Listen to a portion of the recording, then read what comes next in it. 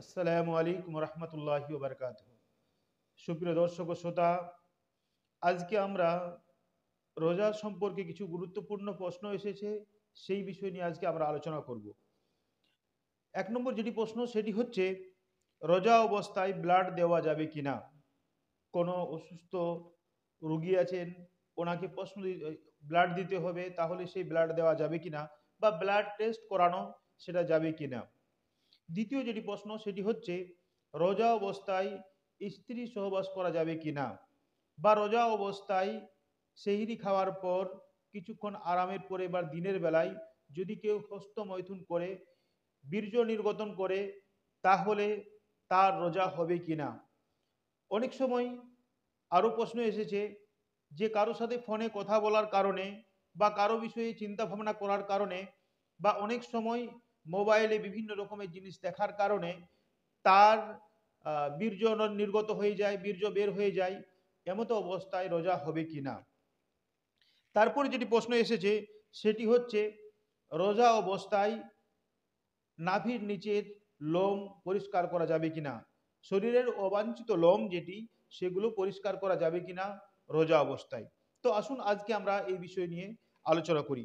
এক নম্বর যেটি বিষয় ছিল যে রোজা অবস্থায় আপনার ব্লাড দেওয়া যাবে কিনা, ব্লাড টেস্ট করানো যাবে কিনা। তো মনে রাখতে হবে, ব্লাড টেস্ট করানো সেটা রোজা অবস্থায় যাবে। আর যদি কোনো রোগী থাকে, তাকে আপনাকে ব্লাড ডোনেট করতে হয়, দিতে হয়, তাহলে সেটা তখনই যাবে যখন আপনার শরীরের মধ্যে কোনো কমজোরি আসবে না।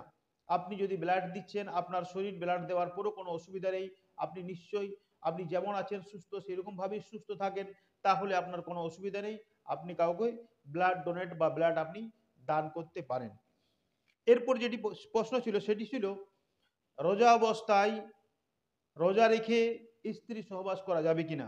তো মনে রাখতে হবে, মূলত রোজার যেটি মূল দুটি জিনিস যেটি থেকে বিরত থাকার কথা বলা হয়েছে কোরআন কারীমের মধ্যে, সেটি হচ্ছে, একটি সকাল সুবাহ সাদিক থেকে গুরুবে আফতাব পর্যন্ত, সূর্য অস্ত যাওয়া পর্যন্ত অনাহার পান করা বা খাওয়া, এই সমস্ত জিনিস থেকে বিরত থাকা। দ্বিতীয় হচ্ছে স্ত্রী সহবাস থেকে বিরত থাকা। তাই যদি কোনো ব্যক্তি রোজা অবস্থায় স্ত্রী সহবাস করে নেই, আর করে নেওয়ার ফলে যদি সেই ব্যক্তি রোজাদার হয়, তাহলে তার রোজা ফাসিদ হয়ে যাবে এবং রোজা কাজা করার সাথে সাথে তার উপরে কাফারা ওয়াজিব হয়ে যাবে।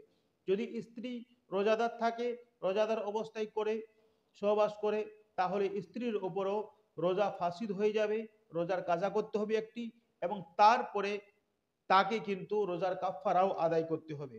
রোজার কাফারা কি সেটা আমরা জানবো। রোজার কাফারা হচ্ছে, কন্টিনিউ আপনাকে 60টি রোজা রাখতে হবে, কন্টিনিউ আপনাকে 60টি রোজা রাখতে হবে। এটি হচ্ছে রোজার আপনার কাফারা। যদি রোজা রাখা কন্টিনিউ করার সাথে সাথে মাঝখানে কোনো ডিস্টার্ব হয়ে যায়, তাহলে কিন্তু আপনাকে আবার ফির নতুন করে আপনাকে সে রোজা 60টি রাখতে হবে। তাহলে কন্টিনিউ আপনাকে 60টি রোজা রাখতে হবে, এটা মনে রাখতে হবে। তাহলে দিনের বেলা স্ত্রী সহবাস করা সেটা নাজায়েজ এবং হারাম, কোন রকমই সেটা করা যাবে না। এরপর যেটি ছিল সেটি ছিল, দিনের বেলা বা রোজা অবস্থায় সেহরি খাওয়ার পর একদম সূর্য অস্ত যাওয়া পর্যন্ত এই দিনের বেলায় যদি কেউ হস্তমৈথুন করে, নিজের হাতের থেকেই বীর্য নির্গত করে, তাহলে সেই ব্যক্তি রোজা হবে কিনা। তো মনে রাখতে হবে যে এটা গুনাহে কবিরা, অনেক বড় গুনাহ, অনেক বড় এটা পাপের কাজ। রোজা অবস্থায় তো সবসময় আমাদের জিকের মধ্যে আল্লাহ আল্লাহর নবীর নাম হওয়া দরকার, কোরআনের তেলাওয়াত হওয়া দরকার। কিন্তু এই অবস্থায় যদি আমরা বিভিন্ন রকমের চিন্তা ভাবনা করে কোনো ব্যক্তি নিজের হাতের থেকে বীর্য নির্গত করে, তাহলে সেই ব্যক্তির রোজা ফাসিদ হয়ে যাবে, সেই ব্যক্তিকে আবার সেই রোজা রাখতে হবে। এমত অবস্থায় কাফারা ওয়াজিব হবে না। হ্যাঁ, আরেকটি যেটি ছিল সেটি ছিল, রোজা অবস্থায় যদি কেউ কোনো ছবি দেখার কারণে বা এমনিতে খেয়াল করার কারণে বা ফোনে কারোর সাথে কথা বলার কারণে, দুঃখিত, কারোর সাথে কথা বলার কারণে, ফোনে কথা বলার কারণে তার বীর্য নির্গত হয়ে যায়, তাহলে সেই ব্যক্তির উপরে, যেহেতু তার পার্শ্বের সাথে কোনো সম্পর্ক ছিল না, সেই ব্যক্তির রোজা কিন্তু ভঙ্গ হবে না।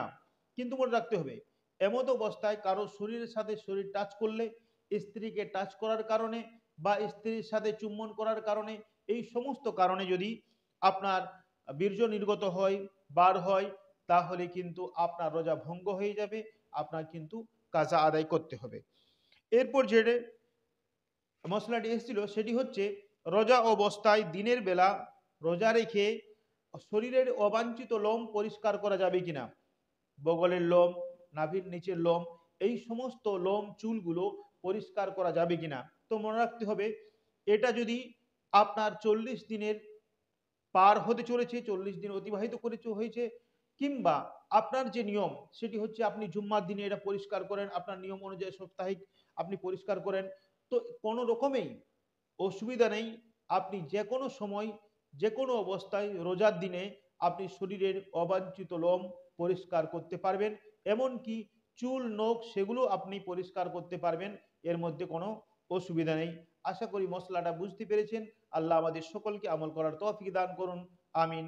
আসসালামু আলাইকুম ওয়া রাহমাতুল্লাহি ওয়া বারাকাতুহু।